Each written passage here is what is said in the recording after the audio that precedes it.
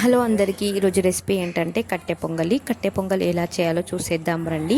ఇది దేవుని ప్రసాదానికి అండ్ బ్రేక్ఫాస్ట్లోకి లంచ్లోకి చాలా టేస్టీగా ఉంటుందండి.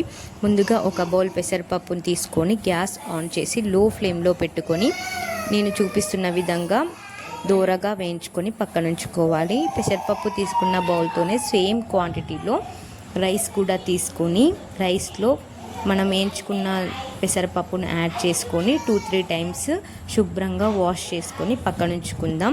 ఇప్పుడు గ్యాస్ ఆన్ చేసుకొని కుక్కర్ పెట్టుకొని మనం వాష్ చేసుకొని పక్కన పెట్టుకున్న పప్పును కుక్కర్లోకి యాడ్ చేసుకోవాలి. పప్పుతో కొలిచిన గిన్నెతోనే సేమ్ క్వాంటిటీలో 3 గ్లాసెస్ వాటర్ పోసుకొని కొంచెం నెయ్యి తగినంత సాల్ట్ వేసుకొని కుక్కర్ మూత పెట్టుకొని 2 విజిల్స్ వచ్చే వరకు ఉంచుకోవాలి. ఇప్పుడు పక్కన గిన్నెలో 3 గ్లాసెస్ వాటర్ని యాడ్ చేసుకొని మరగబెట్టుకొని పక్కన ఉంచుకుందాము. ఇప్పుడు ఈ కుక్కర్ విజిల్ పోయాక మూత తీసేసి ఇలా నేను చూపిస్తున్న విధంగా మెత్తగా స్మాష్ చేసుకుంటూ ఉండాలి. మనం పక్కన పెట్టుకున్న వేడి వాటర్ని కొంచెం కొంచెం పోసుకుంటూ ఇలా మెత్తగా కలుపుకుంటూ ఉండాలి. ఒకటేసారి వాటర్ పోసుకొని కలుపుకుంటే చాలా గట్టి పడుతుందండి. సో ఇలా వాటర్ని కొంచెం కొంచెం యాడ్ చేసుకుంటూ ఇక్కడ నేను చూపిస్తున్న విధంగా మెత్తగా చేసుకోవాలి. తర్వాత పోపుకి ఒక గ్లాస్ నెయ్యి తీసుకొని 2 టేబుల్ స్పూన్ల ఆయిల్ వేసుకొని జీలకర్ర జీడిపప్పు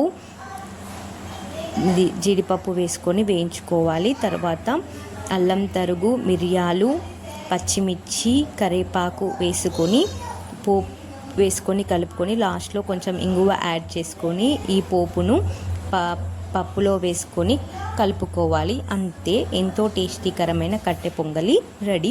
సర్వ్ చేసుకొని చట్నీలోకైనా, చారులోకైనా, సాంబార్లోకైనా చాలా టేస్టీగా ఉంటుందండి. మీరు కూడా ట్రై చేసి ఎలా ఉందో కామెంట్